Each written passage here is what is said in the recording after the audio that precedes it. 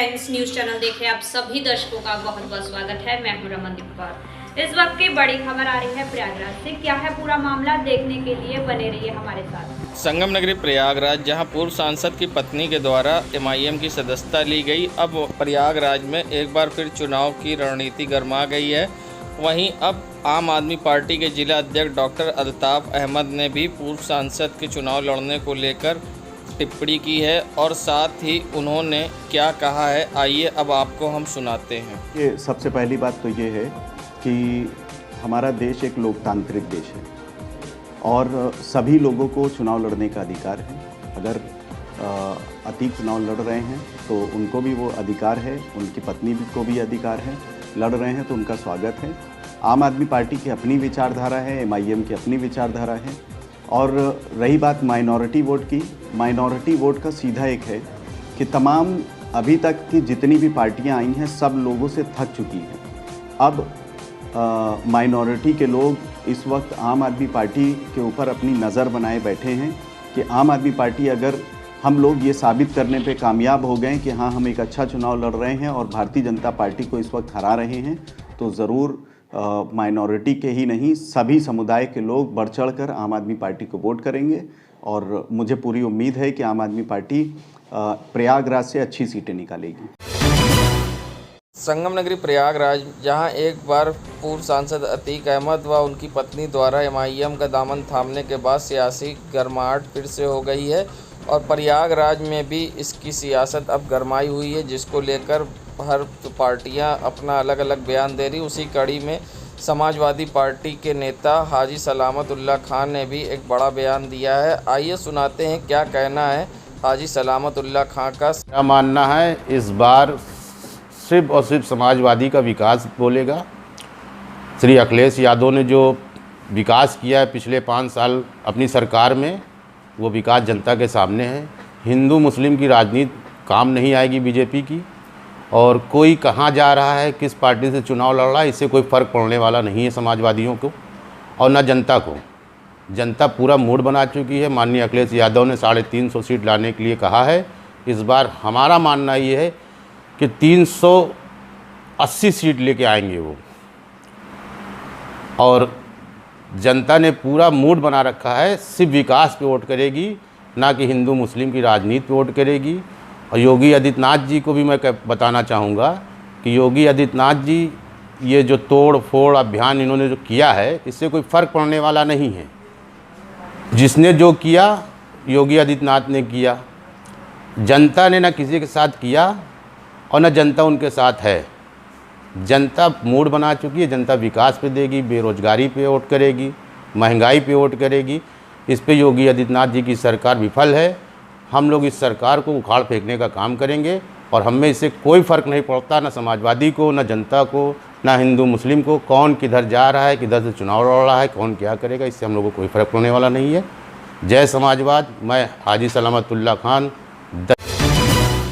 प्रयागराज, ये नज़ारा है इलाहाबाद के ब्लड बैंक का, जहां आप देख सकते हैं कि लोगों की रोज़ हज़ारों की तादाद में लोग यहां आते हैं और ब्लड डोनेट करके ब्लड लेने आते हैं। मगर आप देख सकते हैं यहां पर किस तरह से नियम कानून की धज्जियां उड़ाई जा रही हैं। न चेहरे पे मास्क है और सबसे बड़ी बात, लाइन में लगाने के लिए चेयर लगा के सोशल डिस्टेंसिंग का नियम कानून एक तरफ लागू किया गया है, तो दूसरी तरफ आप देख सकते हैं यहाँ लाइन में पैसा जमा करने के लिए न सोशल डिस्टेंसिंग है, ना ही कोई नियम कानून। लोग यहाँ मास्क लगाए बिना चेहरे पर टहल रहे हैं। मास्क जिसके चेहरे पर लगा है वो सिर्फ शोपीस बना है, वो नीचे मुंह के है और मुंह खुला हुआ है। और लोग यहाँ के स्टाफ भी बिना मास्क के ड्यूटी कर रहे हैं और आराम से गुटखा खाते हुए यहाँ पर बैठे हुए हैं। आप खुद देख सकते हैं स्क्रीन पर कि किस तरह से नियम कानून का यहाँ उल्लंघन हो रहा है और लोगों की भीड़ कैसे लगी है और सोशल डिस्टेंसिंग की जमकर धज्जियाँ उड़ रही हैं। संगम नगरी प्रयागराज में बिजली घर में जूनियर इंजीनियर्स संगठन के लोग धरने पर बैठे हैं। उनका कहना था कि कोरोना काल में उन्होंने अपनी जान पर खेलकर बिजली आपूर्ति चालू रखी, मगर अब उनको सही उपकरण नहीं मिल रहे हैं जिससे वो बिजली के कार्य को सही से कर सके। और भी उनकी क्या मांगे हैं, आइए सुनाते हैं आपको। मैं आपको बताना चाहूँगा कि हमारा जो विद्युत विभाग है एक आधारभूत डिपार्टमेंट है। आज इस वैश्विक महामारी में आप लोगों ने भी देखा होगा कि हमारे साथी अपनी जान की परवाह किए बिना लगातार अनवरत विद्युत आपूर्ति किया। उसके बाद भी जो समस्याएं हमारे संपर्क की है उसको लेकर वार्ता हुआ प्रबंधन के साथ, उस वार्ता पे जो कार्यवृत्ति जारी हुई उसका पालन नहीं किया गया और जिसके विरोध में हम लोग यहाँ पे बैठे हैं। उसमें से जो प्रमुख मांगे हमारी है कि सबसे प्रमुख मांग ये है कि जो हमारी व्यवस्था चलाने के लिए जो सामग्री की आवश्यकता है वो भी हमें उपलब्ध नहीं कराया जा रहा है और जिससे क्षेत्रों में विद्युत आपूर्ति में समस्या आ रही है। और एक जो सबसे प्रमुख मांग ये है कि अगर अवर अभियंता के बाद सहायक अभियंता का पद आता है तो हमारे जो वेतनमान है, जो हमारा ग्रेड पे है 4600 के बाद हमें सहायक अभियंता का ग्रेड पे मिलना चाहिए जो कि 5400 है, लेकिन उसके बीच में एक 4800 का हमारे साथ एक छला किया गया है जिसको समाप्त करने की मांग की जा रही है। और हमारी जब 4600 ग्रेड पे हमको दिया गया तो उसका 1/6 से लागू किया जाए, ये हमारी मांग है। इसको लेकर हमारे पूरे उत्तर प्रदेश में हमारे अवर अभियंता साथी आज 10 बजे से 24 घंटे के लिए लगातार अनशन पे बैठे हुए हैं। इस मांग को लेकर अड़े हुए हैं कि हमारी जो मांग है इसको पूरा किया जाए और हमारे विद्युत आपूर्ति बहाल करने के लिए जो मिनिमम सामग्री की आवश्यकता है उसको उपलब्ध कराया जाए जिससे कि हम बेहतर उपभोक्ता सेवा दे सकें और हमारी जो भी चीज़ मांग है उसको पूरा हो सके। सर, आपका परिचय? इंद्रेश यादव, जनपद अध्यक्ष, राज्य विद्युत परिषद जूनियर इंजीनियर संगठन, प्रयागराज। संगम नगरी प्रयागराज में पूर्व सांसद की पत्नी एमआईएम ज्वाइन करने पर और अतीक अहमद के एमआईएम ज्वाइन करने के बाद अब जहां चुनाव की सरगर्मी तेज हुई तो वहीं करैली क्षेत्र में एमआईएम पार्टी के द्वारा समीक्षा बैठक की गई जिसमें पूर्व सांसद अतीक अहमद की पत्नी व बेटे शामिल हुए और इस मौके पर चुनाव की रणनीति को लेकर चर्चा हुई। आइए सुनाते हैं क्या कहना है एमआईएम के प्रवक्ता अफसर महमूद का। देखिए, इनकी इस शहर पश्चिमी की सीट पुरानी सीट हैगी और यहाँ से 5 बार वो विधायक रहे हैंगे और 1 बार सांसद फूलपुर से रहे, तो उनका यहाँ पे जो है काफ़ी जनाधार है। अब ये है कि मजलिस का जो वोट है उनका प्लस जो वोट है वो उनका बहुत अच्छा वो रहेगा और इंशाल्लाह आने वाले 2022 में जो है एक अच्छा रिज़ल्ट देने की कोशिश करेंगे। एक तरह से अखिलेश यादव ने अतीक अहमद से किनारा कर लिया था और आप ही लोग बाहुबली और जो माफिया घोषित है जबकि नहीं, देखिए हमारे पार्टी सभी के लिए खुली है, उसमें कोई माफिया कोई वो नहीं, ठप्पा नहीं लगा उनको जब तक कि वो माननीय न्यायालय से जो है उसके कोई जब तक उनका सिद्ध नहीं हो जाता है। तो अभी वो हमारे लिए सामान्य है, तो जो भी हमारे लिए आएगा जो टिकट के लिए दावेदारी करेगा उसके लिए मजलिस जो है उसका दरवाज़ा हमेशा खुला है सबके लिए। इलाहाबाद में अतीक अहमद और उनकी पत्नी को उतरने से सियासी गणित गड़बड़ाएगी बाकी पार्टी में? देखिए, हम लोग सियासी गणित बिगाड़ने और उसके लिए नहीं है। हम लोग तो मजलिस का काम 2014 से यहाँ पे उत्तर प्रदेश में शुरू किया, जिसमें कि 2017 में हमने चुनाव लड़ा 38 सीटों पे, लेकिन हमारा उसमें कोई ख़ास वो नहीं आया। लेकिन 5 सालों में हमने जो संगठन पे काम किया है वो अब हमारा काम जो है वो बूथ स्तर तक जो है कंप्लीट हैगा। संगम नगरी प्रयागराज जिस घंटाघर की आवाज़ से पूरा चौक गुलजार रहता था आज वो सन्नाटा पसरा है। बता दें घंटाघर काफ़ी दिनों से फिर एक बार ख़राब पड़ा हुआ है और अभी तक किसी प्रशासनिक ने और नगर निगम ने इस पर ध्यान नहीं दिया है और चौक के लोगों की भी मांग है कि इसको जल्द सही कराया जाए जिससे लोगों को समय पता चल सके।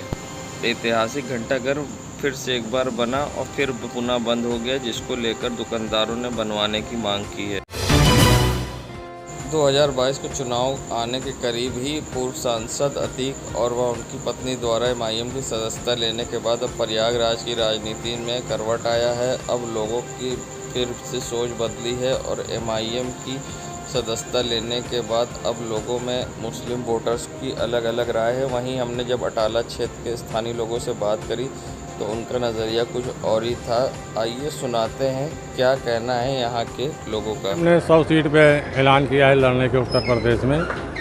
मेरे लिहाज से इस पर बहुत बड़ा असर पड़ेगा प्रदेश की राजनीति पे और ख़ासकर समाजवादी पार्टी को बहुत नुकसान होने की संभावना है। बदलाव तो कुछ न कुछ होना है, लेकिन अभी ये तो 2022 करीब आएगा तब समझ में आएगा।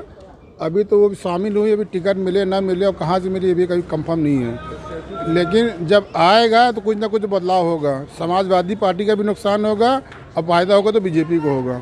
अगर एक जाई हो कि अगर आदमी दे दिया, सब जने मिल के देंगे, सारे लोग मिल के देंगे, एक ही कास्ट की सारे कास्ट मिल के देगी, तो ये समाजवादी पार्टी को हरा सकते हैं। अभी जब ये शाइस्ता परवीन के आने से एक मुस्लिम समाज में एक जो है हलचल मची है, और यहाँ तक ये समझ लीजिए कि आपकी मुसलमानों की एक बहुत बड़ी यहाँ तादाद है माशाल्लाह। काफ़ी यहाँ खुशी है इस चीज़ से, लेकिन कहीं ना कहीं कुछ ना कुछ फ़र्क पड़ेगा। संगम नगरी प्रयागराज की ये हेवट रोड का नज़ारा है, जो मोती महल से जॉनसनगंज की ओर जाने वाली सड़क है। और आप विकास देख सकते हैं किस तरह से विकास हुआ है, जबकि मंत्री नंदी के घर से चंद कदम की दूरी पर है ये सड़क। आप देख सकते हैं इस रोड पे किस तरह से गड्ढे हैं, जगह जगह गड्ढे हैं जिनको आप गिन भी नहीं सकते। सड़क तालाब बन चुकी है और बीजेपी के विकास के दावे अब सड़कों पर दिख रहे हैं। हल्की सी बारिश के बाद जल भराव होता है और आने जाने वाले लोगों को परेशानी का सामना करना पड़ता है। रात के अंधेरे में अक्सर लोग यहाँ दुर्घटनाग्रस्त होते हैं, मगर शायद इसको किसी की परवाह नहीं है, क्योंकि आने जाने वाले लोग को ही परेशानी होती है। मगर सबसे बड़ी बात कि विकास के दावे और सरकार के द्वारा गड्ढा मुक्त करने के वादे अब सड़क पर खुलेआम दिख रहे हैं, और चुनाव करीब है, उसके बावजूद भी सरकार सुध नहीं ले रही।